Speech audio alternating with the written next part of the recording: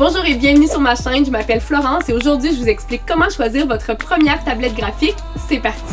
Donc quand vous choisissez votre première tablette graphique, la première question à vous poser, c'est est-ce que vous devriez choisir une tablette graphique avec écran ou une tablette graphique sans écran? Toute la gamme de tablettes graphiques avec écran, en fait, ce sont des tablettes graphiques qu'on voit directement les logiciels de retouche sur la tablette. Donc, on dessine là, directement sur l'écran. C'est vraiment un gros plus. Ce sont des tablettes qui sont très performantes et qui répliquent la sensation de dessin naturel, en fait, de papier-crayon, mais en version numérique. Ces tablettes-là sont très dispendieuses. On parle autour de 2000 $. Quoique, il y a quelques marques qui ont sorti sur le marché récemment des modèles plus accessibles autour de 200-300 $ qui peuvent être des belles options pour découvrir puis s'initier au dessin numérique. Toute la gamme de tablettes graphiques avec écran, je vous conseille d'y aller dans des marques qui sont reconnues. La marque reconnue pour ça, c'est Wacom. Si vous yotez là, une tablette graphique avec écran, allez voir des reviews spécifiques au modèle que vous recherchez et allez voir si les caractéristiques vous conviennent par rapport au prix que ces tablettes-là coûtent. Si vous ne choisissez pas une tablette graphique avec écran, alors on se dirige vers les tablettes graphiques sans écran. Les tablettes graphiques sans écran, ce sont de petites tablettes qu'on connecte à notre ordinateur, soit par fil ou par Bluetooth, et on peut les utiliser à l'aide d'un stylet, donc un crayon, puis on les utilise vraiment comme un papier crayon, mais au lieu de regarder notre crayon, on va regarder notre écran d'ordinateur devant.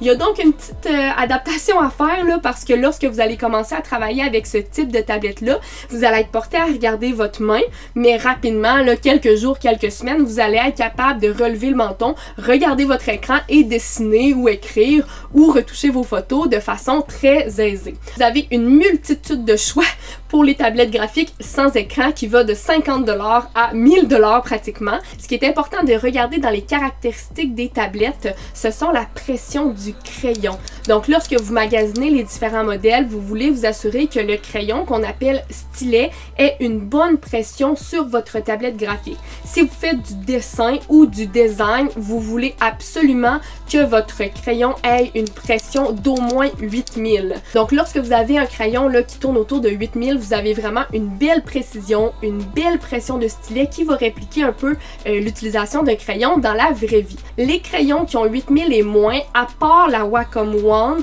de Wacom, là, je vous dirais là, que ça vaut pas la peine, là, ça va vous coûter 30-40$, puis ça sera pas plus précis qu'une souris, là. Donc, vraiment utiliser un stylet au moins à 8000. La prochaine caractéristique à regarder, c'est la surface active de votre tablette graphique. Lorsque vous achetez une tablette graphique, en fait, il y a une surface qui est active qui va être répliquée sur votre ordinateur et qui va vous permettre d'utiliser votre crayon comme la souris. Si la surface est très petite, ça va mal parce que votre main va prendre tout l'espace. Donc, on cherche à avoir une tablette qui est au moins 10 pouces par 6 pouces. C'est la majorité des tablettes qui sont comme ça. Faites-vous pas avoir sur Amazon en achetant une tablette 5 par 5, là, votre main ne rentrera pas dessus, votre expérience d'utilisation de tablette va se terminer là. Donc, utilisez une tablette là, qui ressemble à un format A5 là, de grandeur de feuille, puis vous allez être très confortable pour faire vos retouches, vos dessins ou vos designs. Une autre chose à vérifier, c'est que le stylet de la tablette que vous achetez n'a pas de batterie. C'est vraiment important que le stylet soit pas un stylet style rechargeable parce que ces stylets-là ne durent pas dans le temps. Vous allez être pris à changer la batterie plusieurs fois là, par année, puis régulièrement les stylets finissent par ne plus fonctionner. Donc vous allez chercher un stylet qui fonctionne directement à la tablette avec laquelle qui est connectée, qui se recharge finalement toute seule, mais cherchez vraiment une tablette qui est pas avec batterie puis un stylet qui est pas avec batterie. La prochaine caractéristique à regarder, c'est si votre tablette se branche par USB ou fonctionne par Bluetooth. La majorité des tablettes graphiques en bas de 200 $ vont être des tablettes graphiques qui se branchent par port USB, ce qui est très bien, mais ça fait une tablette à fil, donc c'est vraiment un choix personnel de votre part si vous désirez avoir une tablette avec un fil ou sans fil. Les tablettes sans fil, l'avantage c'est que vous pouvez utiliser la tablette où vous voulez, plus confortable, vraiment la bouger dans l'espace, c'est vraiment un gros plus, mais je vous dirais qu'une tablette avec un fil pour votre budget, c'est vraiment correct aussi. Attention aux utilisateurs de Mac parce que plusieurs Mac là, des dernières générations n'ont pas de port USB disponible pour les brancher brancher. Donc vous devez vous acheter en plus un petit là, adaptateur qui se branche dans les USB-C et qui vous offre un port USB pour brancher votre tablette graphique. Donc vraiment important là, de regarder là, si votre ordinateur a un port USB pour pouvoir brancher votre tablette graphique. Petite chose à prendre en considération aussi, si vous êtes droitier ou gaucher, quelques tablettes graphiques offrent des stylets ambidex, donc des stylets qui fonctionnent pour les droitiers et les gauchers. Certaines tablettes graphiques offrent des tablettes droitiers ainsi que des tablettes gauchers. Donc le sens de la tablette va vraiment être selon droitier ou gaucher. Personnellement, moi j'ai une ambidex, donc je peux utiliser là, peu importe le sens, ma tablette qui est une Wacom Intuos Pro pour les curieux.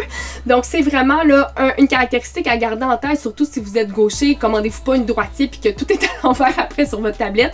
Donc petit point à bien regarder lorsque vous achetez votre tablette graphique. Je vous mets en garde aussi lorsque vous magasinez votre tablette graphique, notamment sur les gros sites comme Amazon, assurez-vous que la tablette graphique est un vendeur légitime. Donc il y a vraiment beaucoup de revendeurs de tablettes qui sont des compagnies qu'on ne connaît pas, qui font des réplications de tablettes ou de grandes marques. Assurez-vous vraiment d'avoir l'achat d'une tablette via la compagnie de la marque que vous voulez si vous achetez pas directement sur leur site. Lorsque vous regardez les tablettes graphiques, vous avez aussi l'option d'avoir des Express Keys qu'on appelle, qui sont les petits boutons sur le côté ici. La plupart des tablettes en bas de 100 $ n'ont pas d'Express Key et la majorité des tablettes un petit peu plus chères, là, 100, 200, 300 $, ont des Express Keys, parfois même des touch rings. Je vous dirais que les Express Keys, c'est un must si vous voulez retoucher de la photo ou faire du dessin, de la peinture numérique, du graphique. C'est vraiment un plus parce que lorsque vous positionnez votre tablette sur votre bureau, vous éloignez votre clavier et là, la façon dont vous positionnez vos mains, si vous avez des touches rapides à clavier à faire, c'est moins évident. Donc, lorsque vous utilisez une tablette graphique, si vous avez le budget et l'opportunité de choisir une tablette avec les Express Keys, c'est vraiment un avantage non négligeable. Si vous êtes capable d'avoir en plus une touch ring, c'est vraiment un plus, surtout pour les utilisateurs de Photoshop ou d'autres logiciels de retouche qui nous permettent de zoomer et de naviguer dans plusieurs options très rapidement avec la touch ring, qui est vraiment un petit plus que je ne me passerai plus. Certaines tablettes graphiques vont aussi offrir différentes mines pour les stylets.